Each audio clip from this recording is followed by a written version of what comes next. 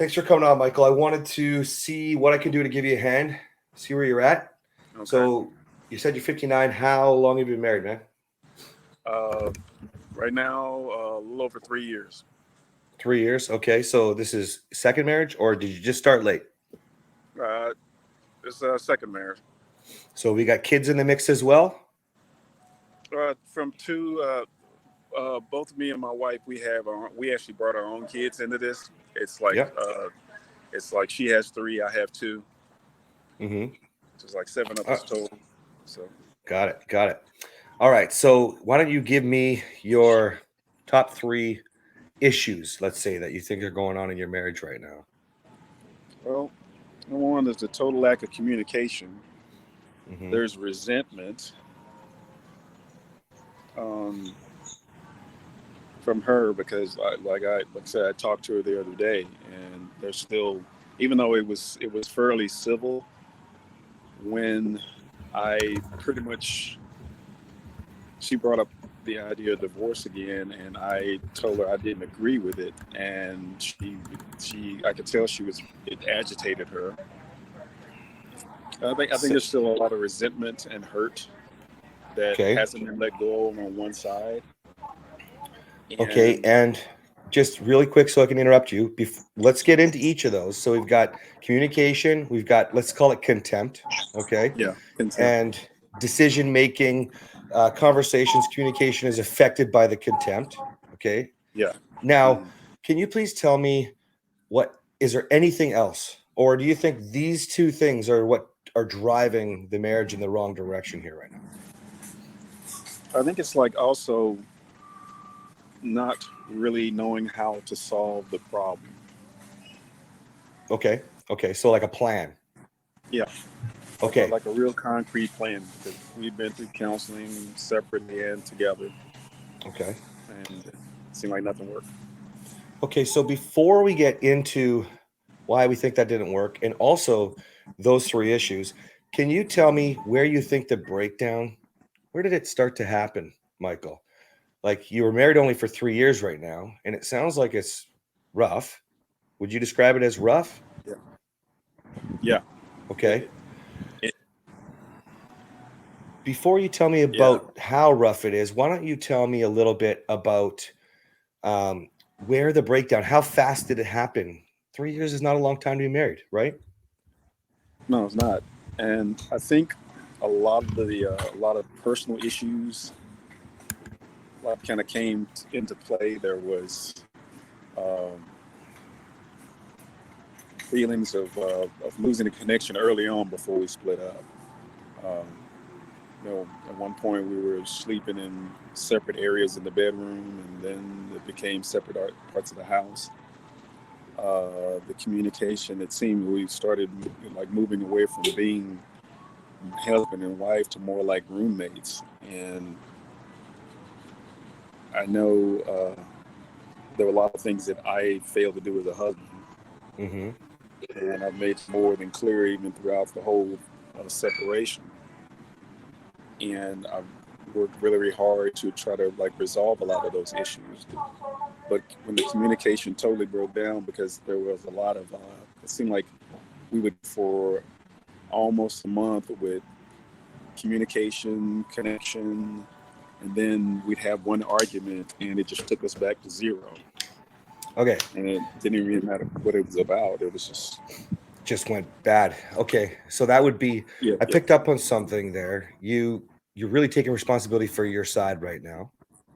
And that's really what you're looking backwards in time here. You're thinking, if I could have been showing up differently, then yeah, that's A. And then part B would be, then if I also had the skills to communicate, I could have then C, started to navigate or structure the positive changes in the marriage as opposed to now being separated. Is that a yeah, good summary? yeah. It's a real good summer. Can you tell me more about what you think it means to be the right kind of man? As in, what were you doing wrong? I think I wasn't really uh, being supportive Well, I was being supportive, but not in the ways that she really needed me to be supportive. Uh, with like the issue of money, I didn't really communicate well when it came to money and finances. Had no problem with making, had no problem with spending it, but as far as really trying to make her feel safe when it came to that, though, and then when it came to the idea of like my temper, which I did, lose it a few times. I was never, because I was never really in control of myself emotionally, Okay, so and reacting, I've come to not realize, responding. yeah, no, yeah, Okay. reacted badly to a lot of things, and I think a lesson learned there was the idea of really being able to control. I can't control other people, but I can most certainly control me, Yes. and that I've most certainly worked on. Really controlling me is like, when the fact this past conversation that we had just a few days ago, she still pressed the issue about getting a divorce. But I, instead of like, no, like beforehand, I probably would have gone off and gotten mad and lost my temper and lost it. But this time I made a concentrated effort to really, truly talk the way I would want somebody to talk to me in a situation like that. Not flying off the handle and acting crazy, but really being calm, in control, getting, expressing myself, and because I can make my point without blowing my top, if that makes sense. Absolutely. And that's what, men, that's a great quality of a man. So when I ask, what do you think it means to be a man? First thing is you're not communicating where you can provide security for her, safety for her, protecting Exactly. her, whatever that means. In this case, you were talking about financially, but I'm betting that would be in other areas too.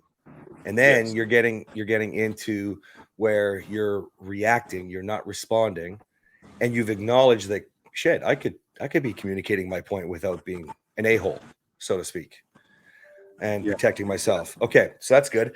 What else does it mean for you to be a man? Just so I have an understanding of how I can even help you. Okay. Yeah. Well, I know, with that, I really have to. I got to a habit to where I really wasn't taking care of myself either, and I got caught up in other things, and I came to realize if I can't take care of myself, I can't take care of her or anybody else. And Right. you, and my wife wants a leader. She wants me to be the man. She don't want to have to play the man's role. Hmm. And I went back to some conversation that we had where I was more caught up in the breakup and really actually listening to what she needed me to do and be. And I realize now that, you do have to be that man that they need for you to be, because that's how they feel safe and secure. She doesn't feel safe with me not being able to, take care of myself or hold my own, or not being able to really truly be able to support her and be there for her. It All right. isn't So I about. It wasn't about. Yeah. let me It. interrupt it you for a second, oh, Michael, because something very yeah. valuable just came, and I want you to acknowledge that. Okay. So what you said is my wife wants me to be the leader. Okay. And then Mhm. when we're talking about what you believe it means to be a man, and then you went and bridged over to, if I would have provided her with more security and safety by listening to her for what she needed as a man, you see how you're looking to her to lead you. And that's why I really want to pull out of you what you believe is being a man so that we can then show up as a man, a husband, a father, a leader. Do you see what I'm getting at? Does that make Mm-hmm. sense? Exactly. Yeah, it makes perfect sense. Okay, so go back to it. You weren't taking care of yourself. So I'm guessing a few things, but I would like to see what you believe that means. When I'm not taking care of myself, how is that stopping you, preventing you from being a leader? But me not taking care of myself, I'm getting away from responsibilities. I'm getting away from uh, important things, that are going to show, when you really need to be there. You need to be able to, and being able to actually provide that security and not putting her in a position to where she has to handle it because I can't or won't. So Michael, I get the sense that you actually don't know. You have had maybe some bad examples or no examples in your life, and you don't really know how to answer the question of what it takes to be a man. And you're going back to security, safety, and this is part of it. But do you do you think that's maybe part of the problem? Is that step by step or that system that you were talking about, not knowing, would be part of the Yeah, issue? yeah. I think yeah, I can honestly say there are a lot of things I don't know. I don't know That's everything, okay. That's great. and Yeah. and I have this, and I've really gone back and figured out I had this pattern of not really having a relationship that lasted more than 4 years, and that includes marriages because I've been it before and it tanked, and it's but there's also a combination of things as well. To me, not being able to control myself, not being able to Yeah. like deal with past issues and trauma, and a lot of that kind of boil over when certain things happen. Instead of rising up, I got depressed. I withdrew. I I didn't try to seek help. Do you I feel you know a I little just bit do you feel a little bit ashamed right now? A little bit of remorse and like, I should have. I blame my wife for a lot, but I'm reflecting now and I have relationships that don't last longer than 4 years, I'm 59 years old. I'm lacking something here and it's not actually on her. And you maybe feel a little bit ashamed now about the way that yeah, you've been showing yes I up. do. Okay, I Yeah, got I it. do. Do you think that affects your decision-making process with Yeah, overcoming some of these obstacles? yeah, because it's been a struggle. It really has. It is a Mhm. struggle, and and then sometimes you get a leg up and things like that. And you may feel good for a while, but there have been times where I bottomed out and I had to kind of like pull myself out of it as well too, and it took a minute. Yeah, yeah. Do you have a support network, especially of other men, good men, Um, leaders? I did connect with this men's group, this small men's group from my Mhm, church, and we meet up once a month, and we can have access to each other to talk and call. mhm. And I've gotten real close with a few. I've had a couple of good friends that reached out, and as a matter of fact, last couple of days, last night I actually made a good one. A good one. I actually helped this guy. This guy named Lou. He had locked his keys in his car. Mhm, Helped him mhm. get that out though, and before you know it, we're sitting at a Whataburger, and we're pretty much bonding right there. That's cool. And And with him or any of these other men, are you able to talk vulnerably, release the shame for some of these things? I get the sense that you'd also have a hard time knowing what to express and how to express it, but what what do you think? I think at times I do get, at times I am, I guess it's situation dependent. Mhm. I was always expressive and never really had a problem at one point, but it seemed like over the last few years, it's been difficult to express myself, especially with all this going on though, because, you know, you go from, you know, everything together or thinking that you have it all together though, and then when something happens, it just causes this monstrous cascade, and you're flailing around reaching for for solutions that you can't find. Yeah, and I'm betting in your marriage, things are good and you're loving on her and you're trying to fix everything as in be this great man, as in show up.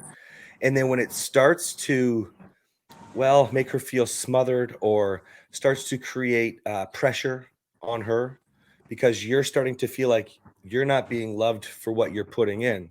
It's starting to hurt you. This starts to come out until eventually you blow up and you just go, it's you. It's you. It's you. I'm doing all this. I'm trying this. I'm working on this and that. Is this something that would describe you, dude? Yeah, that was definitely there at one point. It really was in full swing, and that I think that was the argument that kind of tipped the scales, and that was like Yeah. uh, last June. Actually, no, it was last May, where we actually had our final argument, and it was pretty much, it was pretty much the one that I So and I regretted it ever since. So we're not going to sit in our pain. So don't worry about that. You understand, you learned, and look, you've been controlling your temper, and that's amazing.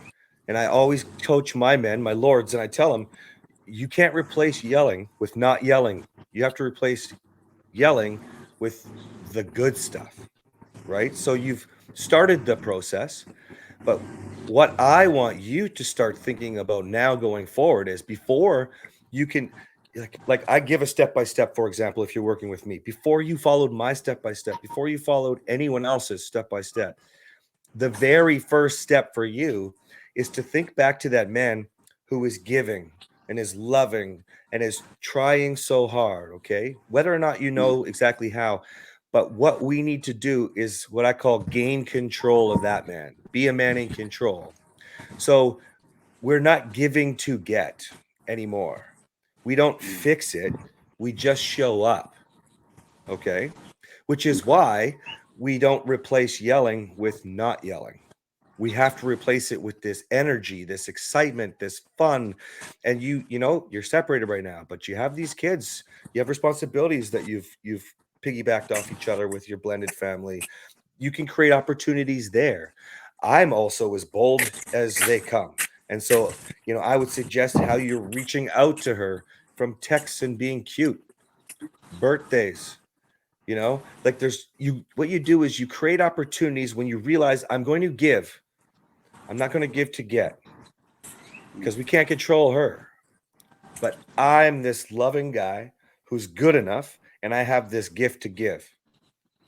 That's it. Whether that's love, whether that's an actual gift, whether it's helping out, not because I would normally say involved, but because you're not together, you're separated. So you're helping out, right? And you create opportunities. But before that happens, we have to make sure that we understand we're good enough. We need to be releasing shame. We need to be believing that I have something to offer. How far on a scale of 1 to 10 do you feel like you are? Are you close to 10? I have everything to offer. Or are you in a lot of self doubt because of the mistakes that you've made? Are you a 1? I think honestly, I'm because I actually really have really started like taking inventory of how I feel about myself Mm-hmm. and feeling a lot better about myself. Like recently, I really have. Mm-hmm. And I've probably put myself between 6 and 7, somewhere along the line. I like that as well too, How does that because feel with the work that you've done to be a 6 or a 7 versus a 1 or a 2?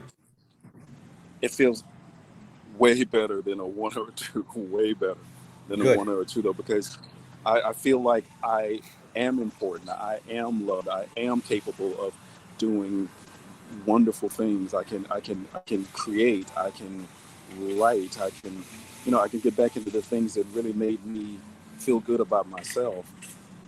And that actually reflects on. I realized that actually reflects on when I come in that reflects on people when I come in contact with them as well too. I'm not, you know, upset and closed off. I'm pretty upbeat and happy, and that's why even after talking with her the other day, and even though it almost took a bit of a negative turn though, but I still looked at it in a positive light because she didn't have to call, but she did. She didn't have to reach Yeah. out, but she did.